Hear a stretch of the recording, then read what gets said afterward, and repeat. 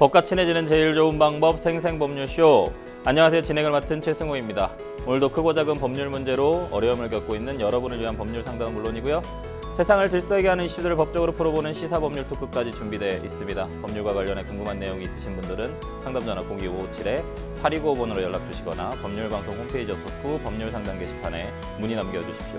그리고 아래 하단에 보이는 이메일로도 상담 문의 받고 있습니다. 각 분야 전문 변호사가 무료로 성심성의껏 상담해드리니까요. 많은 참여 바라겠습니다.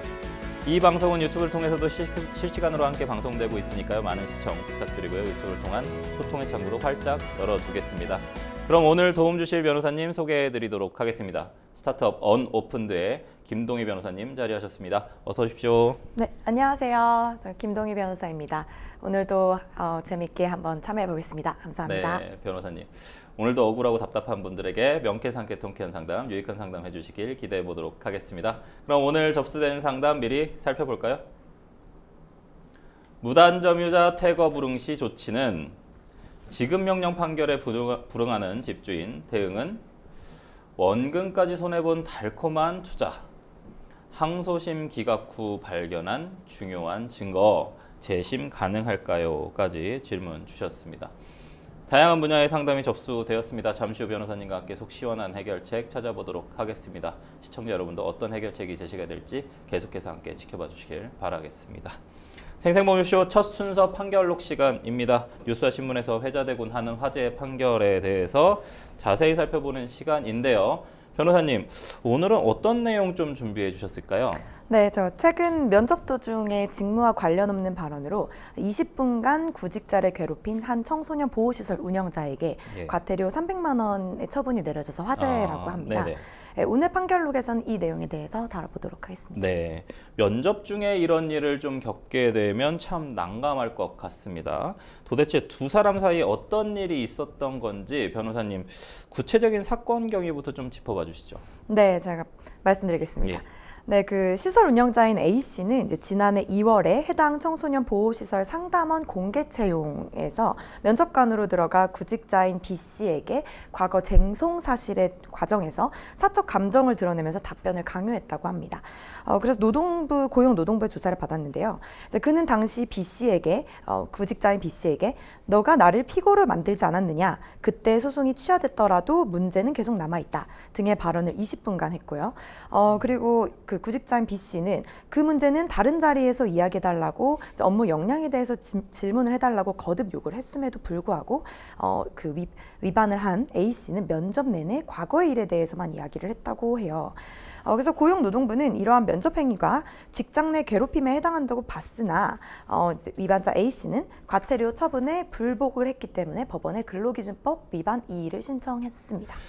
두 사람이 과거에 한 차례 법정 다툼이 있었던 사이였는데 말 그대로 뭔가 뒤끝이 좀 있었던 것 같습니다. 네, 맞습니다. 하지만 아무리 묵은 감정이 있었다고 하더라도 면접장에서까지 본인의 감정을 좀 드러내는 것은 도가 좀 지나친 것 같거든요, 변호사님. 네. 법원도 이런 면접관의 행동이 좀 정당화될 수 없다고 본 걸까요? 네, 저는 그렇게 보고 있습니다. 예. 재판부는 면접 과정에서 위반자 A 씨의 언행이 이제 적정 범위를 넘어섰다라고 얘기를 하면서 구직자에게 정신적 고통을 유발했거나 근무 환경을 악화시켰을 것으로 보인다고 하면서 이제 있는 면접관으로서의 구직자의 직무 수행 자세, 그다음 조직 융화력 등을 확인하기 위한 범위를 넘어섰기 때문에 이러한 처분을 내렸다고 얘기를 했고요.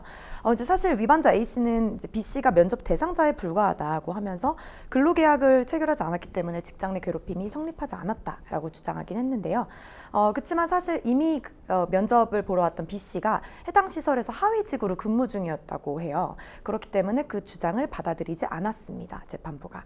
그래서 이제 전부지법 군산지원이 이제 광주지방고용노동청 익산시청의 과태료 처분에 대해서 그 기존 처분대로 과태료 300만 원 부과를 그대로 하기로 했다라고 결정을 했습니다. 그렇군요. 고용노동부와 마찬가지로 법원도 면접관의 행동을 직장 내 괴롭힘으로 좀 보고 과태료 처분을 좀 내린 건데요. 과태료 300만 원이면 이게 일반적인 수준인지 그보다 좀 높은 수준인지 좀 궁금한데요. 네, 아시겠지만 저희가 사실 과태료가 일반적인 저희가 아는 직장 내 괴롭힘으로는 무조건 과태료 처분이 내려지는 건 아니잖아요. 근데 이제 지금 이 경우에는 이제 A 씨가 가해를 한 A 씨가 시설 운영자이고 사용자로 봤다고 본 거거든요. 이제 사용자의 경우에는 저희 근로기준법에서 특별히 116조에서 1,000만 원 이하까지 과태료를 부과할 수 있도록 되어 있어요. 그래서 뭐 그냥 일반적으로 생각하시는 나의 상사가 나에게 뭐 직장 내 괴롭힘을 하였다. 이럴 때는 사실 과태료 처분까지 내려지기는 쉽지 않은데요. 이제 뭐 사용자였던 점을 좀 감안을 했고, 그리고 사실은 이번 면접 한 번에 있었던 일인데도 불구하고 이렇게 한 300만 원 정도의 처분을 내렸다는 것은 이제 저는 일반적인 수준보다는 조금 높다라고 생각을 하고 있습니다. 네네. 그렇군요. 법원에서 좀 과태료 처분이 내려졌다면 이를 근거로 해서 민사상 위자료 청구도 좀 가능한지 이 부분 좀 궁금하거든요. 그리고 만약에 위자료가 인정된다라고 하면 얼마 정도 수준에서 위자료가 좀 인정될까요, 변호사님? 네, 저는 이제 법원에서 사실 과태료 처분이 나왔다는 거는 이미 직장 내 괴롭힘이 공식적으로 인정을 받았다는 거잖아요. 네. 이제 그렇기 때문에 이제 피해자는 이걸 근거로 민사상 위자료 소송을 제기할 수 있습니다. 네. 그리고 이제 위자료 액수는 사실 엄청 크게 나오지는 않을 것 같기는 한데요. 네. 이번 사건은 초범이기도 하고 이제 면접상에 했었던 일회성인 점을 고려했을 때 저는 이제 한 500만 원 안팎으로 나오지 않을까 정도로 보고 있습니다. 그럼 가해자는 과태료 처분 300만 원에 위자료도 한 500만 원 이하 정도 받을 것 같다라고 좀 말씀하신 거고. 네, 맞습니다. 직급이 높은 상사뿐만 아니라 좀 직장 동료나 후배에게 괴롭힘을 당하는 경우도 좀 적지 않습니다. 가해자의 직장도 직장 내 괴롭힘을 좀 판단함에 있어서 중요한 기준이 있었나요? 네, 있습니다. 사실 이제 근로기준법에 저희 보면 무조건 뭐 상사여야 되는 건 아니고 예. 관계 등의 우위를 이용하는 것이 핵심입니다. 네. 이제 그래서 이제 관계 우위를 이용해서 업무상 적정 범위를 넘어서게 되면 사실은 뭐 저희보다 직급이 높은 사람이 아니라고 하더라도 충분히 저희가 직장 내 괴롭힘으로 판단할 수는 있어요. 이제 다만 만약에 직위가 더 높다고 한다면 이런 어떤 직장 내 우위, 관계상의 우위를 점했다고 보기가 더 쉽기 때문에 중요한 근거가 될 수는 있습니다. 뒷담화나 좀 이간질처럼 눈에 잘 띄지 않는 방식으로 좀 교묘한 괴롭힘이 이루어지는 경우에는 좀 입증이 쉽지 않을 것 같습니다, 변호사님. 이런 경우에는 좀 어떻게 증거를 좀 확보해야 될까요? 네, 이제 말씀하신 것처럼 사실 뭐 교묘하게 하거나 이제 뒷담화나 예. 이간질 같은 경우에는 증거 확보가 쉽지 않은 경우가 많다고 저도 생각은 하는데요. 이제 그럼에도 불구하고 이제 작은 정황이라도 이걸 차곡차곡 모으면 결국에 이게 괴롭힘의 증거가 될 수 있기 때문에 뭐 예를 들면 뭐 괴롭힘을 당했다고 하는 어떤 날짜나 상황에 대한 메모를 차근히 모아두시고 네. 그리고 또 뭐 이메일, 뭐 문자 메시지, 단체 대화방에서 이런 뭐 따돌림이 일어나는 경우도 많이 있거든요. 그래서 이런 부분을 좀 차근히 모아가시는 게 저는 핵심이라고 생각하고 있습니다. 이메일이나 좀 문자 메시지, 네. 뭐 대화한 녹음이나 이런 부분들도 좀 도움이 좀 되겠죠? 네, 당연히 전 도움이 된다고 생각하고 뭐 있습니다. 전화 통화. 이게 당사자 간의 녹음에 대해서 불법이라고 인식하시는 분들이 상당히 좀 많거든요. 네네. 예를 네. 들어서 뭐 3명, 4명, 5명이 네. 모여 있는 데에서 녹음을 하면 그것도 불법으로 알고 계신 분들이 좀 있거든요. 네네. 불법이 아니잖아요. 네네, 그렇죠. 그러니까 저희가 사실 그 대화에 참여 중일 때에는 저희가 그 녹음을 한다고 해도 네. 그것은 불법은 아니고 다만 저희가 저희 참여 중이 아닌 타인의 대화를 녹음을 한다든지 그런 부분은 문제가 될 수는 속칭 있지만 도청이라고 하는. 그렇죠. 네, 맞습니다. 도청만 아니고 참여자로 어쨌든 참여한 상황에서 녹음한 것은 불법이 아니다. 아닙니다. 네. 하셔도 됩니다. 네네. 충분히. 사적인 감정으로 면접에서 좀 불이익을 주거나 직장 내 괴롭힘 신고로 보복을 좀 당한다면 어떤 방식으로 좀 대응해야 될지 시청자분들 좀 궁금하실 것 같거든요. 네, 사실 이제 뭐 그 이미 사적인 감정 때문에 불이익을 받았거나 예, 아니면 예. 이번에 뭐 직장 내 괴롭힘을 신고해서 보복을 당한다면 이것 예. 또한 좀 저희가 이제 엄격하게 처벌하려고 하고 있어요. 이제 예. 그렇기 때문에 사실은 증거 확보를 이것 또한 해야 하고요. 이제 예, 저희가 예. 증거가 어쩔 수 없이 너무나 중요한 부분이기 예. 때문에 그래서 뭐 보복을 당했다는 어떤 증거들을 남겨둔 뒤에 우선적으로는 저는 내부 절차를 좀 활용하라고 말씀드리고 싶어요. 네네. 그래서 뭐 사실 사업장마다 저희 고충 처리 위원회가 맞아요. 있는 경우가 네. 있고 그렇죠. 그리고 이제 인사 부서가 있기 때문에 그런 부서에게 지금 내가 이런 보복을 당하고 있다 이런 부분에 대해서 문제 제기를 하시는 게 좋고 네. 그럼에도 해결이 안 된다면 이제 어쩔 수 없이 외부 기관을 좀 활용을 하셔야 될 것 같은데요. 그래서 뭐 경우에 따라서는 저희가 뭐 고용노동부의 직장 내 괴롭힘으로 다시 이제 진정을 넣을 수도 있고 네. 아니면 이제 뭐 좀 심각한 경우에 국가 저 인권위원회 또는 이제 법원에 손해배상 청구를 하셔도 좋을 것 같습니다. 그렇군요.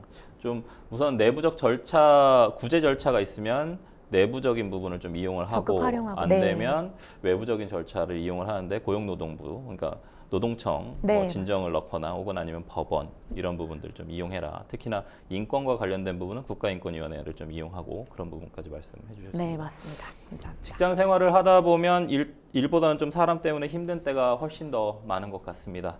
서로 웃으면서 일할 수 있도록 작은 배려와 존중부터 실천해 보는 건 좀 어떨지 이 부분이 많은 해결책이 될 것 같습니다. 지금까지 판결록 함께 했습니다. 여러분은 지금 생생법률쇼 함께하고 계십니다.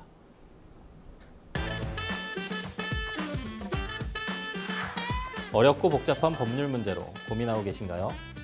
그렇다면 생생법률쇼가 도와드리겠습니다.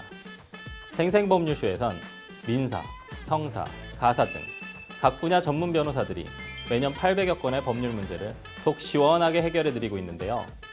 그럼 무료로 법률 상담을 받을 수 있는 3가지 방법 지금부터 소개합니다. 첫째, 02-557-8295번으로 전화해 법률 상담 신청을 한다. 둘째, 법률방송 홈페이지에 접속해 법률 상담 게시판에 사연을 올린다. 셋째, 지금 화면에 나오고 있는 이메일 주소로 사연과 연락처를 보낸다. 속 시원한 법률 상담 프로그램 생생법률쇼. 지금 바로 상담 신청하세요.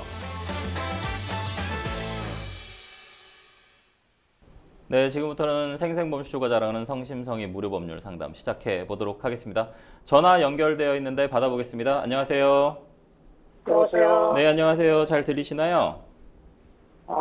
잘 안 들리시나요? 조금요. 네, 혹시 뭐 방송 틀어 놓으셨을까요? TV, 여보세요? 예, 잘 안 들리세요? 네, 이제 조금 들립니다. 아, 들리시나요? 어떤 점이 궁금해서 연락 주셨을까요? 네. 네, 제가 오피스 제일 임대인이거든요. 네네. 네, 그런데 작년 11월 22일부터 예, 작년도 11월 22일부터 금년도 11월 22일부터 1년 계약을 했습니다. 네네. 그래서 월 보증금 400에 예, 월 50만 원 받았거든요. 예, 근데 6개월 받고 아직 못 받았어요. 네, 그리고 5월 20일, 6월 20일, 7월 20일 3개월 연체가 돼가지고 예, 예, 3개월 연체되면은 그 계약서분이 예. 계약을 잘돼 있더만요. 네, 계약 해지 문구가 있다는 거죠, 계약서에. 그래가지고 네. 임차인을 불러가지고 계약을 하려고 했더니 예, 알고 보니까 임차인이 예, 자기가 들어가서 있는 것이 아니고 제 3자를 갖다 넣어놨어요. 아, 그래요. 네, 네. 그래가지고 이 사람 어떻게 나중에 이 사람을 연결돼가지고 예, 예, 왜 당신이 자체 월세를 안 되고 이렇다 하니까 예, 예, 제가 당신이 해서 누가 내면은 얘기는 할 텐데 예. 사용하는 사람이 해야지. 예. 그랬더니 아, 네, 이 사람 한 것 소리가 임차인과 동관계가 있다 그래요. 예, 동관계 있는 건 당신하고 관계지 여기 물건하고 관계는 없는 거 아니냐. 예, 예, 제가 이런 말 했거든요. 예, 예, 그래서 원래 그렇게 하는데 보니까 임대인의 승인 없이 한 건은 못하게 돼 있다 보니까. 예, 근데 그 사람 보고 당신은 불법 정보다 예. 이런 걸 하고요. 예, 그래가지고 또 임차인을 불러서 얘기했는데 그러면 계약을 하겠다 이런 거예요. 예, 6월 28일까지 승인시 계약하는 방법은 예, 내가 가서 그 호실에 입고 그 사람에게 보내고 네, 그다음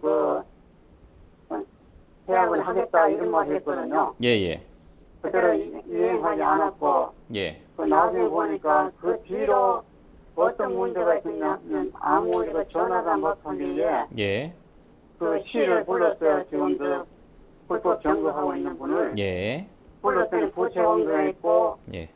이 임기 기간도 있겠다는 겁니다. 네. 계약되어 있는 11월 22일까지 있겠다라고 거기 지금 점유하고 있는 사람이 얘기를 해요. 11월 21일까지거든요. 예, 예, 예, 예, 그때까지 계약 만료까지 있겠다는 겁니다. 그러면 예, 예. 월세 내라. 예. 월세 내야지. 월세 안 내고 어떡하냐. 예. 자기는 그건 알밤 모른다는 이런 식으로 하고 무조건 있거든요. 아, 예. 그래서 이런 말 했죠. 그러면은 당신이 지금 보증금으로 따라갈 것 같으면은 전세를 나오면 7, 8천 받는데 네. 어떻게 이걸 할 수 있냐. 얘기했더니 이 사람 죽어도 못 나갔다는 그런 의사를 표시하고요. 네네. 어떤 그때까지 거주하겠다 이런 말이거든요. 네네. 그리고 또 한 가지는 만약에 보증금에서 예예. 공제한다 하더라도 이 예. 사람이 예. 끝나고 난 뒤에 제가 볼 때는 안 나오고 거기서 또 이걸로 보통 문제를 있으면 어떻게 하냐 이런 그게 되거든요. 예예. 그런데 이럴 때 어떻게 해야 되는가 걱정되고 또 한 가지는 네네. 이 사람이 불법으로 정리하고 있기 때문에 예예. 형사에서 해당이 되지 않는가 이런 상황을 보면은 네. 이런 경우는 어떻게 하면 좋겠습니까, 변호사님? 네네.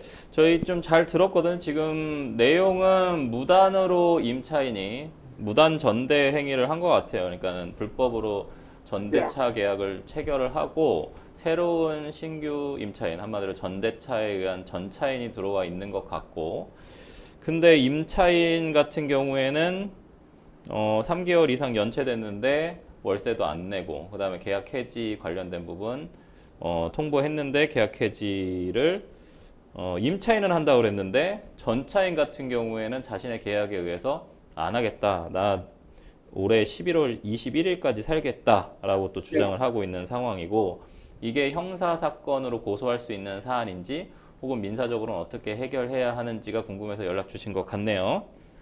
네, 지금 네네네. 보고할 수 있지 않느냐. 예. 네. 그 옆에 김동희 변호사님께서 다 듣고 계셨거든요. 상담 받아보도록 하겠습니다. 네, 안녕하세요. 저 김동희 변호사입니다. 잘 들리세요, 상담자님? 조금 크게 해주면 좋겠는데요. 네, 지금 이렇게 말하면 들리실까요? 네, 들려요. 네네. 저 옆에서 열심히 들었습니다. 상담자님께서 말씀해주신 내용 잘 들었고요.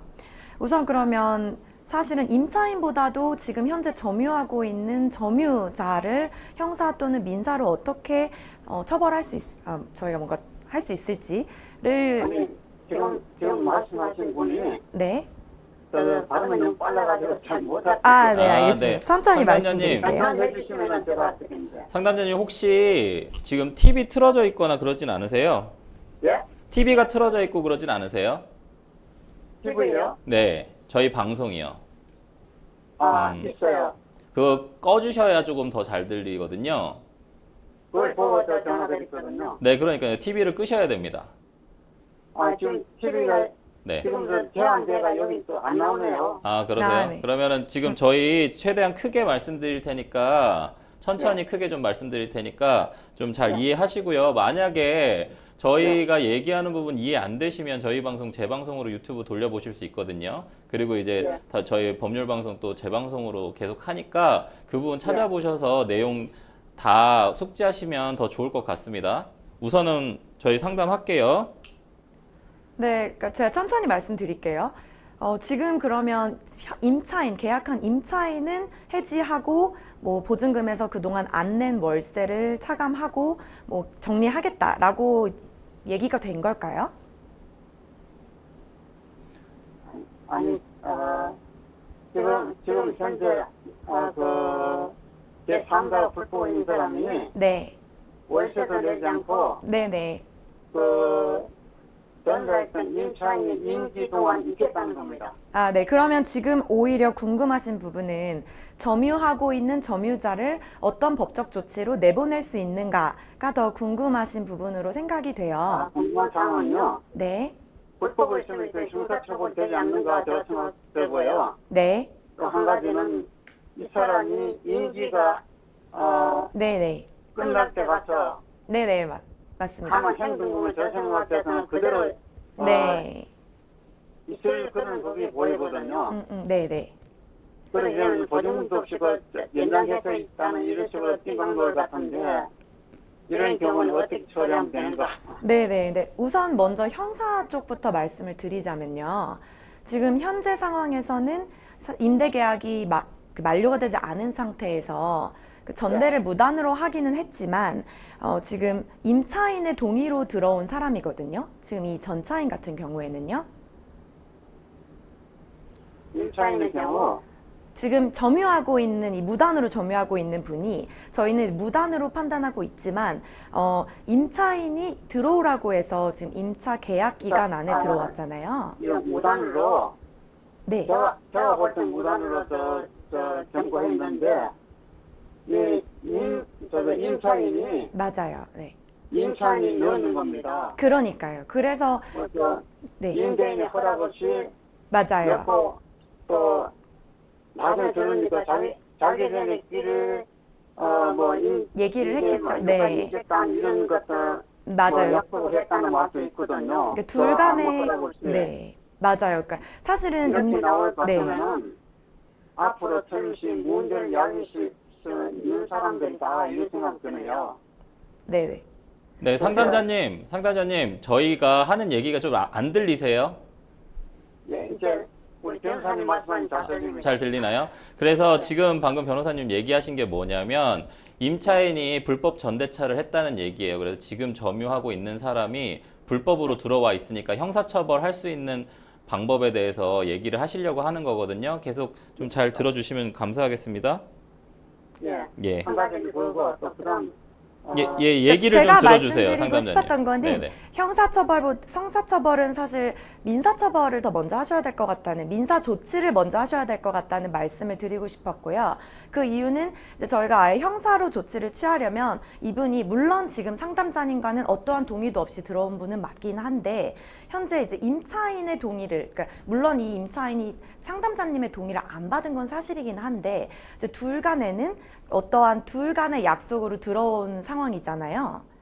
그래서 이런 부분까지 아니 지금 말씀하신 분은 내 귀가 잘 안 들리는 잘 안 제가 네, 상담자님 저희가 잘 안 들리시죠? 우선은 저희가 시간 관계상 말씀은 좀 드려야 될 것 같으니까 상담자님한테 도움되실 만한 구제 수단에 대해서 쭉 얘기를 드릴게요. 우선은 드리고 방송으로는 잘 들리실 거거든요. 나중에 방송을 다시 보시는 걸로 좀 진행을 하도록 하겠습니다. 우선 변호사님. 방송 몇 시에 합니까? 저희가 유튜브 통해서 유튜브 접속하시면 다시 보실 수 있거든요. 그 다시 보기로 좀 보시는 거를 좀 추천드리고요. 우선은 시간이 조금 없으니까 변호사님께서 그냥 구제 수단에 대해서 쭉 말씀드릴게요. 우선은 잘 들어주십시오. 네, 제가 다시 천천히 말씀드려보겠습니다. 그러니까 제가 하고 싶었던 이야기는 먼저 첫 번째로는 지금 현재 계신 점유자에게 내용 증명을 발송하라고 말씀을 드리고 싶었고요. 왜냐하면 이제 형사 처벌보다는 지금 상황상 얘기를 들었을 때 저희가 민사 조치를 취해야 될 것 같아요. 그래서 먼저 이 점유자에게 당신이 지금 이 점유 권한 없이 지금 이 집을 점유하고 있다. 그러니까 당신은 퇴거를 해야 된다라는 요구를 쓰면서 사실 어떠한 형식이더라도 그 내용만 작성해서 보내시면 되거든요. 그래서 그분에게 지금 점유하고 있는 점유자에게 너가 만약에 나가지 않는다면 나는 너한테 퇴거할 때까지 차임을 부과하겠다라는 지금 내용을 보내셔야 되고요. 먼저. 네, 그걸 먼저 보내시고 언제까지 나가라고 명확하게 고지하세요. 나는 지금 임차인이랑 임대 계약을 해지할 예정이고 그러면 이때부터는 넌 정말 권한이 없기 때문에 나가라. 나가지 않는다면 너가 나갈 때까지 나는 차임을 청구할 거다. 부당이득으로서 그 얘기를 분명하게 전달하셔야 됩니다. 서면으로요. 그래서 내용 증명 네. 그러면은 지금 현재 무단으로 점유하고 있는 그분한테도 보내야 됩니까? 네, 그분에게 보내세요. 왜냐하면 지금 얘기를 들었을 때 임차인에게도 원래는 보내라고 제가 조언을 드리고 싶었지만 임차인은 해지의 의사가 있어 보여요. 그래서 임차인은 해지를 할 것 같고 문제는 이 점유하신 분이 안 나가는 게 문제잖아요. 그렇기 때문에 임차인도 자기네 두 사람이 거기서 입기를 했다 그래요. 네. 임차인도. 네. 임차인도 똑같이 승낙을 했는 것 같아요. 부정으로 들어간 사람 말 들으면은.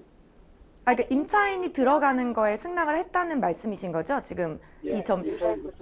네네. 그럼에도 불구하고 만약에 지금 임차인과 지금 상담자님이 계약을 해지하시면 그 영향으로 인해서 어차피 지금 점유하고 계신 분은 더 이상 점유를 할 수는 없어요. 그 두 분이 어떠한 뭐 약속과 계약을 했다 하더라도 기본 바탕은 상담자님과 임차인 간의 계약, 임대 계약이 기본이 되기 때문에 그 계약을 먼저 해지를 하시면 더 이상 그 점유하신 분은 있을 이유가 없고 권한이 없습니다.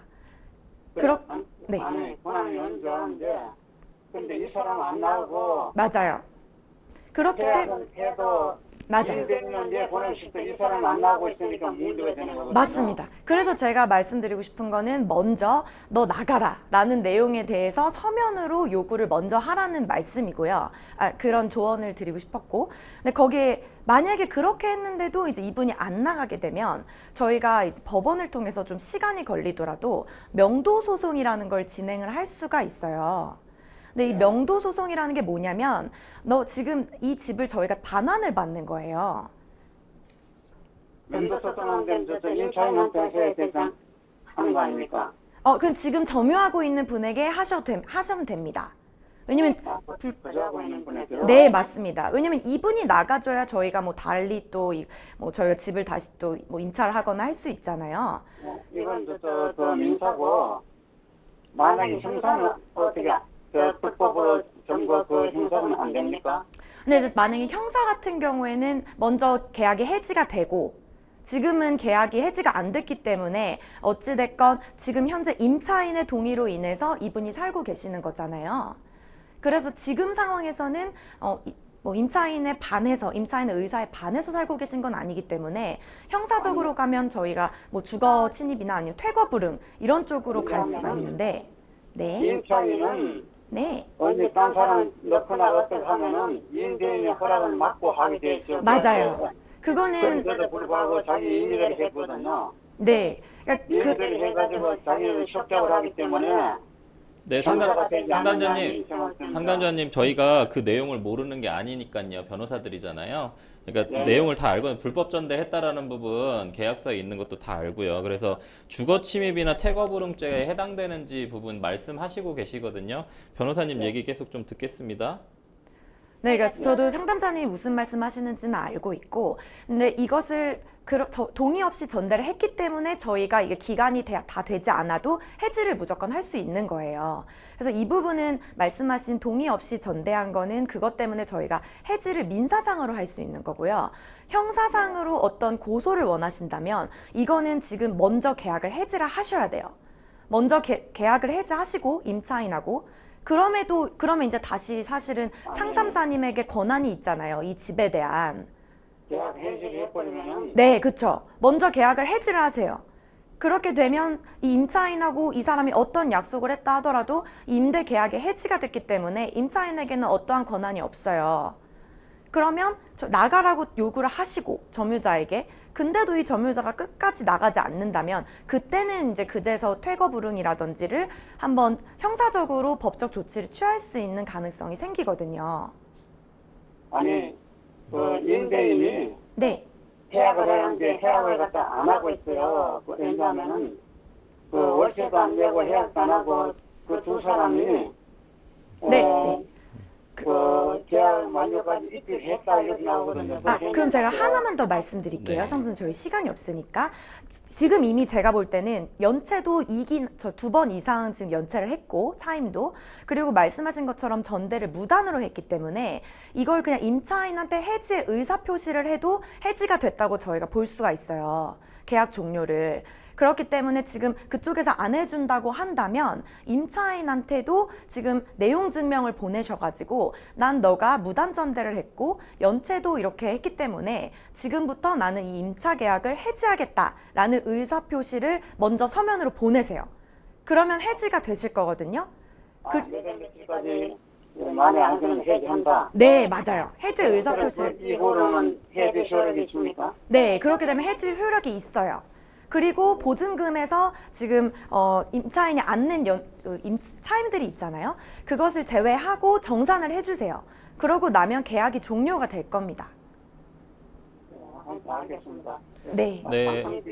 질문 못 하겠습니다. 네, 상담은 안 돼. 상담자님, 예, 제가 최종적으로 좀 정리를 좀 해드릴게요. 이게 네. 지금 어쨌든 용어가 계속 혼동되셔가지고 저희가 임대인이고요. 저희가 그 다음에 저희랑 계약 맺은 사람이 임차인이고요. 그 다음에 지금 불법 점유해서 들어와 있는 사람이 전차인입니다. 예? 전차인이요, 전차인. 전차인? 전차인. 예. 그리고 우리의 지금 임차인을 전대인이라고 불러요. 그래서 임대인, 임차인, 전대인, 전차인. 그러니까 임차인하고 전대인이 같은 거겠죠? 같은 사람이죠. 이해하셨어요? 이해하셨나요? 전차인이 지금 들어와 있는 거거든요. 그 본차인이라 합니까? 전차인이요. 전차 할 때 전이요. 본차인? 네네네. 뭐 깻잎전 무슨 전 할 때 전 있잖아요. 전차인이요. 그 전차인이 지금 불법 점유를 하고 있는데 변호사님 말씀하시는 건 뭐냐면 저희가 임차인하고의 계약 해지가 안 되면 전차인을 내보낼 수가 없어요. 퇴거불응죄로 형사고발을 할 수가 없습니다. 고소를 할 수가 없어요. 그렇기 때문에 계약 해지가 되게 중요한 부분이거든요. 예. 그래서 계약 해지를 통보를 하셔야 된다는 뜻입니다. 예. 예, 그래서 계약 해지 통보가 되어야만 민사상 명도 소송도 할 수 있고, 그러니까 요즘은 인도 소송으로 바뀌었으니까요. 인도 소송도 할 수 있고, 퇴거불응죄로 고소도 할 수 있으니까요. 계약 해지를 꼭 명시해서 서면을 통보를 하시는 걸 말씀드립니다. 예, 그리고 네네. 조금 전에 네. 시가 말이죠. 네네. 불법점에 예. 본차인 무슨 말씀인지 발음을 좀 잘못했어요. 저희가 방송을 다시 돌려보시는 거를 좀 말씀을 드릴게요. 제 방송으로 좀 보시거나 아니면 유튜브 찾아서 저희 오늘 방송 찾아보시는 거 좀 말씀을 드릴게요. 지금 시간 관계상 저희가 전화 상담 여기서 마무리해야 될 것 같고요. 예. 저희가 상담자님한테 좀 도움되시라고 말씀을 제가 변호사님하고 나눌 테니까 혹시 예. 이해 안 되시는 거 있으시면 다시 연락 주시면 감사하겠습니다. 예. 네, 예. 감사합니다. 전화 주셔서 감사합니다. 감사합니다. 네, 감사합니다. 네, 감사합니다. 전화 연결이 약간 조금 안 좋아서 네. 소리 때문에 좀 이 의사소통에 좀 오류가 좀 있었는데 뭐 내용은 어찌됐든 임차인이 잘못한 거고 네, 또 맞습니다. 전차인이 잘못한 것처럼 보여요. 네. 그리고 아까 월세 50만 원이라고 했고 지금 만약에 6개월치 안 줬으면 한 300만 원, 네. 그럼 보증금 보증금에서 400만 원에서 뭐 네, 300만 제외하고. 원 제외하고 100만 원 돌려주면 될 것 같고 만약에 계속 안 나간다라고 하면 결국은 명도 소송을 해야 될 것 같고 네, 맞습니다. 그 다음에 방금 얘기해 주신 게 되게 좋은 방법인 것 네. 같은데 계약 해지 통보를 해서 어차피 3기 이상의 연체가 됐으니까 그러면은 계약 해지하고 무단 전대도 나서 하시고. 네. 그러고 나서 퇴거를 하라 집에서 나가라라고 얘기를 했는데 퇴거 안 하면 나간다면 퇴거 불응으로 네, 그걸로 이제 음. 형사 조치도 취해 보실 수 있을 것 같다고 왜냐하면 생각합니다. 전대차 계약이 적법하게 이루어졌느냐 안 이루어졌느냐가 되게 중요한 문제인데 어쨌든 임대인 동의는 없었던 걸로 좀 네, 보여요. 맞습니다. 그렇기 때문에 전대차 계약이 좀 불법일 가능성이 높을 것 같고 네, 그 계약서에도 임대차 계약서에도 제가 특약상을 봤는데 뭐 네. 동의 없이 뭐 전대할 수 있다는 내용도 없더라고요. 저희가 일반적으로 표준 임대차 계약서 보면은 전대를 임대인 동의 없이 전대할 수 없다라는 부분들이 거의 대부분 네, 기재되어 있기 맞습니다. 때문에 그래서 아마도 불법 전대일 가능성이 매우 높아 보입니다. 그래서 방금 변호사님 얘기해 주신 것처럼 퇴거불응죄로 만약에 형사고소하고 싶으시다고 한다면 먼저 물론 해지를 네, 먼저 해지를 좀 해야 된다라는 네. 부분하고 사실 민사적인 부분도 좀 디테일하게 말씀드리고 싶어서 준비 많이 해오셨는데 전화 연결이 약간 조금 아쉬워서 네, 발음을 주의하겠습니다. 아닙니다. 발음은 여기서는 되게 좋고 좀 듣기 편한데 이게 아마도 조금 네, 목소리가 좀 잘 전달이 안 나가고 아쉬웠어요. 있는 네. 것 같습니다. 그래서 뭐 발음이나 혹은 뭐 말의 속도는 괜찮으신 것 같습니다.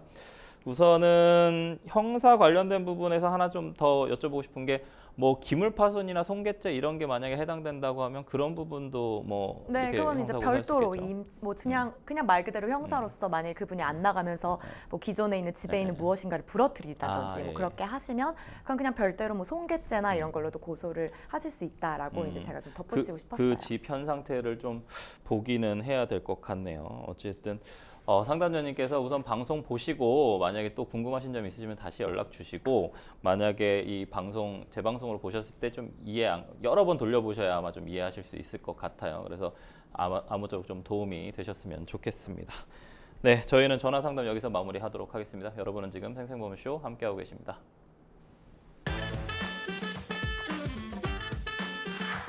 어렵고 복잡한 법률 문제로 고민하고 계신가요? 그렇다면 생생법률쇼가 도와드리겠습니다.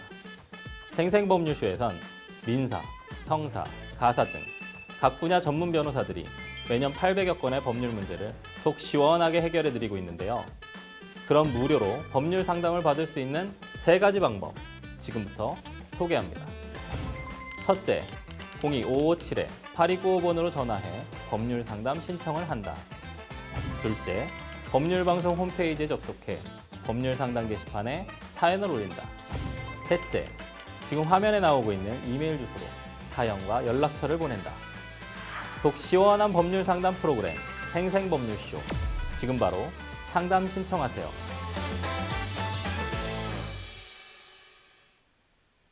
자, 이번에는 법률방송 이메일을 통해 들어온 여러분의 고민을 해결해 드리도록 하겠습니다. 어떤 고민 내용인지 함께 보실까요? 전세 계약이 끝난 지 몇 달이 지났는데도 집주인이 계속 보증금을 돌려주지 않아 민사소송을 제기했고 법원에서 보증금 전액을 반환하라는 판결을 받았습니다. 그런데 판결이 확정됐음에도 불구하고 집주인이 여전히 돈을 주지 않고 버티고 있습니다. 이런 경우 제가 돈을 받기 위해 시도해 볼 수 있는 방법이 또 있을까요? 집주인이 사는 집 외에 다른 재산도 있다고 들었는데 그쪽으로 강제집행도 가능한지 궁금합니다. 라고 질문 주셨습니다. 임대인이 임대차 계약이 종료가 됐음에도 불구하고 임대차 보증금을 안 주는 경우들이 상당히 좀 많은 것 같아요. 이런 판결이 확정됐는데도 집주인이 보증금을 주지 않는 경우에는 실제로 돈을 돌려받기 위해서 어떻게 해야 하나요, 변호사님? 네, 이제는 보증금 승소 판결이 확정이 됐다고 하시면 이제 예. 더 이상 소송의 문제가 아니라 강제 집행의 문제로 넘어가야 되는데요. 뭐 집행문을 부여를 받으시고 이제 강제 집행을 신청하셔서 지금 어떠한 뭐 다른 재산도 있다고 들었다고 하셨는데 그런 다른 재산인 뭐 집주인의 부동산, 또 예금, 채권, 아니면 차량, 급여 등의 재산에 압류를 하셔가지고 강제 집행을 하셔야 될 것 같습니다. 강제 집행을 사실 좀 일반 분들이 알기 좀 어려운데 강제 집행 신청할 때 신청 서류들 좀 궁금하거든요. 네, 먼저 사실 저희가 판결만 받으면 보통 끝이라고 생각하시는 예. 분들이 많이 있어요. 근데 이건 이제 저희가 승소했다는 얘기고 이걸 가지고 무조건 저희가 집행을 해서 강제 집행을 할 수 있는 건 아닙니다. 이제 그렇기 때문에 이제 법원에서 강제 집행 신청을 하기 전에 먼저 저희가 그 집행문이라는 것을 받아요. 이제 그 예. 집행문이라는 게 법원에서 인정을 해주는 거죠. 네. 넌 이미 이겼고 이제 다른 그 지금 채무자 재산에 대해서 집행을 할 수 있다. 넌 그런 권한이 있다라고 이제 집행문을 부여를 해주고요. 예. 그러면 저희가 그 집행과에 신청한 받은 집행문과 그걸 첨부해서 죄송합니다. 그걸 가지고 강제 집행을 저희가 신청하게 됩니다. 그럼 이제 강제 집행을 신청하면 뭐 저희가 어떤 걸 신청하는 거에 따라서 예금 채권 또는 뭐 부동산 그 채무자가 갖고 있는 뭐 아니면 급여 이런 데에 저희가 압류를 신청하고 보전을 받을 수 있는 절차입니다. 집주인의 방금 얘기해 주신 것 중에 부동산 혹은 뭐 예금, 자동차 이런 다른 재산에도 좀 강제 집행이 가능하다고 좀 말씀을 해주셨는데 이 강제 집행을 다른 부동산 말고요. 이런 것들에 대해서 강제 집행할 수 있는 방법 어떻게 좀 해야 될까요? 방법이라 하시면 좀 재산을 먼저 조사해보는 네. 말씀하시는 조사도 걸까요? 좀 해야 되고 만약에 조사가 돼서 좀 나왔다라고 하면 요 예금하고 자동차 부분을 좀 왜냐하면 부동산 같은 경우에는 강제 경매 신청을 해서 이제 경매를 네, 해서 이제 맞습니다. 환가를 하는데 예금 채권이나 자동차 같은 경우에 좀 강제 집행 어떻게 하는지 좀 궁금하거든요. 네, 저희가 이제 뭐 사실 예금이나 자동차 있다면 주거래 은행도 알고 한다면 예. 저희가 이제 법원에 할 때 뭐 예를 들면 신한은행에 이 사람이 주거래 은행이 있으니 예. 이 예금을 이 신한은행에 있는 이 사람의 예금에 대해서 저희가 먼저 압류를 하게 되고요. 예. 그러면 이제 이분은 그 법원의 그 강제 집행 명령에 의해서 그리고 압류 결정에 의해서 더 이상 이 신한은행이라고 제가 예시를 든다면 예. 신한은행 계좌를 마음대로 출금하거나 하지를 못하게 됩니다. 네네. 네, 그래서 그 뒤에는 저희가 그러면 이제 법원에서 한 1개월에서 2개월 정도 걸리는데요. 그럼 이제 그 법원에서 이제 말이 좀 꼬이네요. 예. 그 계좌에서 저희한테 채권자에게 실제로 돈을 출금할 수 있게 출금해서 예. 이걸 집행을 해주게 됩니다. 네네. 그렇군요. 제가 아까 좀 궁금했던 점은 자동차 같은 거 어떻게 검색해야 되는지 궁금해하시는 분들 좀 계시거든요. 뭐 예를 들어서 뭐 차량 원부를 뭐 등록 조회를 뭐 해야 된다든지 그러면은 만약에 이제 예금 자동차도 다 검색을 해봤는데 없어요. 그러면 저희가 항상 좀 얘기하는 빨간 딱지 붙이고 싶은 수 네, 있거든요. 그렇죠. 그거를 어떻게 해야 되나요? 유체동산 아, 말씀하시는 네네, 유체동산 걸까요? 압류요. 예. 네, 저희가 이제 일반적으로는 음. 다들 부동산 뭐 급여나 맞아요. 예금 채권을 생각을 하시긴 하는데 다 빼돌려 놔가지고요. 네, 이론적으로는 이미 살고 있는 집에 저희가 이제 예. 신청을 하면 저희 예. 유체동산 집안에 있는 물건에 대해서도 예. 압류를 하겠다라고 신청을 하면 예. 법원에서 그 결정을 내리고 예. 그러면 이제 집행관이 말씀하신 빨간 딱지를 붙이러 네네. 그 집에 방문을 하게 됩니다. 아, 네네. 네, 그러면 이제 사실은 그거 가지고 바로 현금화가 되는 음. 건 아니고요. 그 재산을 압류를 한 뒤에 그 유체동산들을 이제 그 법원에서 저희 경매에 붙이는 네네. 현금화를 하기 위해서 경매에 붙이는 절차를 하게 됩니다. 아, 동상견매를 한다는 네, 말씀이시죠? 동상견매를 하게 됩니다. 네네. 근데 사실은 근데 동상견매를 통해서 이게 좀 현금화가 되게 크게 되진 않아서요. 그렇죠. 일반적으로 저희가 이렇게 빨간 딱지를 붙이면 이제 채무자가 네. 갚겠다라는 뭐 혹은 아, 반환하겠다라는 네네네. 행동을 보이게 됩니다. 네네네. 그래서 채권자가 사실은 좀 아무런 채무자가 재산이 없을 때 그런 방법이라도 써서 좀 압박을 해서 또 돈을 받아야 되니까 유체동산 압류 관련된 부분 좀 궁금해서 여쭤봤습니다. 어쨌든 이런 부분들에 대해서 좀 잘 감안을 하셔서 받지 못한 임대차 보증금 반환 받으셨으면 좋겠습니다. 저희는 첫 번째 이메일 상담 여기서 마무리하고요. 두 번째 이메일 상담 넘어가도록 하겠습니다. 두 번째 이메일 상담 내용 보실까요? 평범한 직장인입니다. 얼마 전 모임에 갔다가 우연히 투자 전문가를 알게 됐습니다. 그분은 투자만 30년 가까이 했고 방송에도 출연한 적 있는 전문가라고 했습니다. 그분께서는 저에게 자신이 들은 특별한 정보가 있다면서 특정 종목을 알려줬습니다. 혹시나 하는 마음에 50만 원 정도를 투자했는데요. 정말 며칠 만에 100% 이상을 벌 수 있었습니다. 그러자 그 전문가에 대한 믿음이 생겨서 그분이 운영하는 리딩방에도 가입했죠. 전문가는 더 큰 수익을 얻으려면 시드머니를 늘려야 한다고 조언했습니다. 퇴직금 중간 정산까지 받아서 3천만 원을 투자했어요. 전문가분에게 직접 입금했습니다. 근데 공교롭게도 목돈을 투자하자마자 수익률이 급격히 떨어졌습니다. 급기야 원금까지 손해보게 되었습니다. 전문가에게 항의를 했더니 투자에는 손실이 따를 수 있다. 투자는 결국 스스로 선택한 것이다 라며 책임을 회피하는 듯한 모습을 보입니다. 제 포트폴리오를 매번 보여주긴 했습니다만 실제로 투자했는지 여부를 알 수 있는 방법이 없네요. 혹시 사기 맞은 게 아닐까 하는 생각만 듭니다. 제 돈을 돌려받을 수 있는 방법이 없을까요? 이게 전형적인 좀 사기의 모습도 좀 보이는 것 같고 뭐 유사수 신행이 이런 부분도 좀 있는 것 같은데 중요한 건 3천만 원 작은 돈 아니거든요. 큰 돈이죠. 네, 이 상황 어떻게 해야 되는 겁니까, 변호사님? 지금 이제 저도 이걸로 봤을 때는 어찌됐건 사실 이런 행위를 저희가 투자 일임업이라고 하잖아요. 근데 지금 사연만 봤을 때는 저희가 투자 일임업은 사실 되게 엄격하게 저희가 지금 그렇죠. 금융위에서도 네네. 보고 있거든요. 그래서 사실은 인가 등록도 받아야 되고 그리고 계좌도 그냥 개인 계좌로 받는 게 아니에요. 이게 등록된 계좌로 받아야 되는데 지금 사연상 봤을 때는 개인 계좌로 보내셨고 뭐 이런 걸 봤을 때는 되게 전형적인 유사수신 사기 패턴이라고 보여져요. 뭐 혹은 만약에 이게 사기가 아니고 실제로 투자를 직접 했다고 하셨다 하더라도 이게 등록 인가 없이 이제 무인가로 투자 일임 행위를 하는 것 자체는 지금 문제입니다. 네, 그래서 이 부분에 대해서는 지금 불법이죠. 사실 불법이죠. 사실은 이게 좀 지금 궁금해하신 점이 실제 투자가 이루어졌는지, 난 돈은 보내긴 했는데 이게 투자가 이루어졌는지 궁금해하시거든요. 어떻게 확인해야 됩니까? 네, 뭐 정말 솔직히 말하면 개인이 직접 투자를 했는지 여부를 확인할 수 있는 바로 볼 수 있는 방법은 거의 없고 법원에다 소재기 하지 않으면 절대 뭐 아니 수사기관에 얘기를 하지 않는 한 그치만 이제 저는 좀 실무 현실적으로 말씀드리고 싶은 거는 사실 지금 포트폴리오를 보신 것 같아요. 이제 그런데 이제 뭐 증권계좌 같은 경우에 저희가 그 거래 원장이 남잖아요. 이 사람이 만약에 투자를 제대로 지금 상담자님을 위해서 했다면 그래서 한번 증권 거래 원장을 증권 계좌에 있는 보여달라고 하는 게 어떤가라는 생각이 들고요. 근데 만약에 이걸 보여주지 못한다. 그리고 그냥 포트폴리오만 계속 보여준다고 하면 이거는 실제로 투자하지 않았을 가능성이 저는 되게 높다고 생각하고 있습니다. 그렇군요.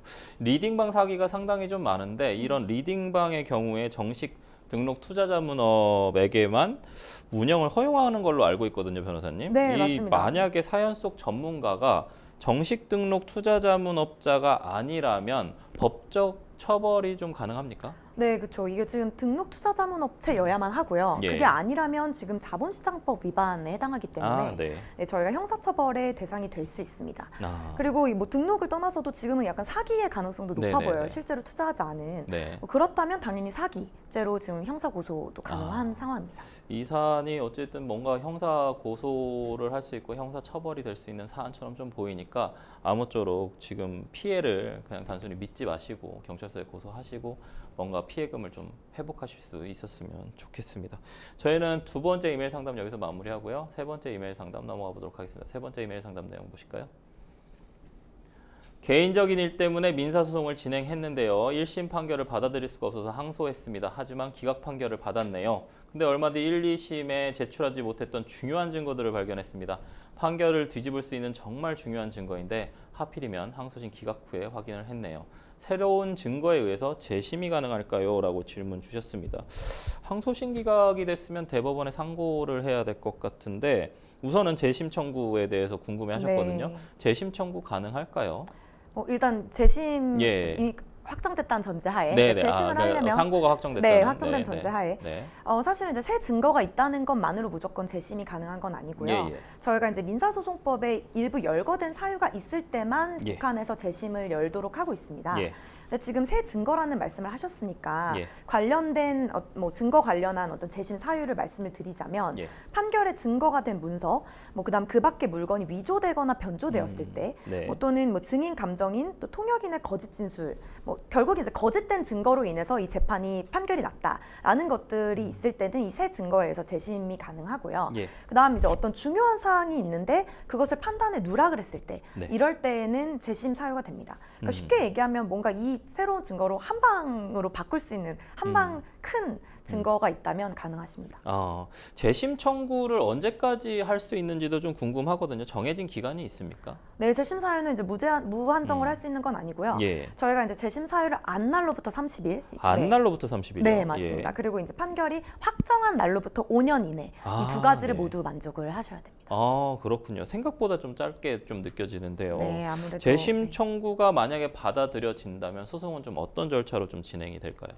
네, 소송이 재심이 만약 결정이 된다면 새롭게 소송이 열리는 걸로 생각하시면 되고요. 네. 다시 그냥 본안을 다시 새롭게 증거도 다시 제시하시고 변론 기일도 다시 열리고 새로운 심리가 열린다고 생각하시면 됩니다. 만약에 재심 청구가 좀 기각이 됐습니다. 이런 기각된 경우에는 좀 다른 구제 방법이 좀 없는지 궁금하거든요. 네, 재심 자체를 기각을 했을 때에는 저희가 즉시 항고라는 절차를 네. 쓸 수 있는데요. 이것은 사실 다른 건 아니고 왜 재심을 개시 안 하냐. 재심을 개시해달라. 이것에 이 결정에 대한 재심을 열지 않기로 한 그 결정에 대한 저희가 불복이고요. 예. 사실 그게 아닐 때는 저희가 다른 구제 방법보다는 원 판결이 확정이 날 거기 때문에 예. 그것에 대해서 저희가 이제 뭐 만약 강제 집행을 시도할 때 그 판결을 확정된 판결을 가지고 뭔가 집행을 정지하거나 아니면 청구 이해소. 그러니까 무슨 말이냐면 판결 자체가 잘못된 건 아닌데 예. 더 이상 나한테 집행할 수 있는 사정이 없다. 네. 뭔가 이런 것에 대한 이의 제기는 할 수는 있지만 네. 만약 이대로 판결이 확정이 된다면 사실 이미 확정된 판결에 대해서는 저희가 더 뭔가 불복을 하기는 어렵습니다. 그러면 재심이 좀 기각되더라도 강제 집행 단계에서 좀 막을 수도 있습니까? 이 집행정지 신청이나 청구 이해소로? 네, 뭐 예를 들면 저희가 사실은 그 기반하고 있는 채권이 소멸이 됐다든지 예. 아니면 저희가 다른 경로를 통해서 변제를 이미 완료를 했다든지 네네. 한다면 강제 집행은 저희가 막을 수가 있죠. 그래요. 그것도 뭐 무한정 막을 수는 없을 것이고 대법원 뭐 판결 났으니까 아마도 뭐 기각당하는 경우들이 좀 더 많겠네요. 네, 그렇긴 하죠. 마지막으로 좀 상담자님한테 한 말씀 추가 조언 좀 해주시면요. 일단 뭐 새로운 증거가 있다고 하시니까 예, 이제 예. 그 재심 사유에 해당하는 이제 저희가 그 화면에 보이실 것 같은데 재심 예. 사유에 해당하는 증거인지를 한번 면밀히 판단을 해보시고 해당한다고 생각이 되시면 아까 그 변호사님께서 네네. 말씀하신 네네. 재심을 청구할 수 있는 기간을 놓치지 않으셨으면 좋겠습니다. 민사소송법 제451조를 좀 참고하시면 좋을 것 같습니다. 네, 어느새 생생보험쇼 오늘도 마칠 시간이 다 됐습니다. 오늘 함께해 주신 김동희 변호사님 감사합니다. 네, 감사합니다. 법률 상담 참여 방법 다시 한번 알려드리도록 하겠습니다. 상담 전화 02-557-8295번으로 연락 주시거나 법률방송 홈페이지 접속 후 법률 상담 게시판에 문의 남겨주십시오. 그리고 아래 하단에 보이는 이메일로도 상담 문의 받고 있습니다. 각 분야 전문 변호사가 무료로 성심성의껏 상담해 드리니까요. 도움이 필요하신 분들은 주저 말고 연락 주시길 바라겠습니다. 오늘 순서는 여기까지입니다. 시청해주신 시청자 여러분 감사합니다.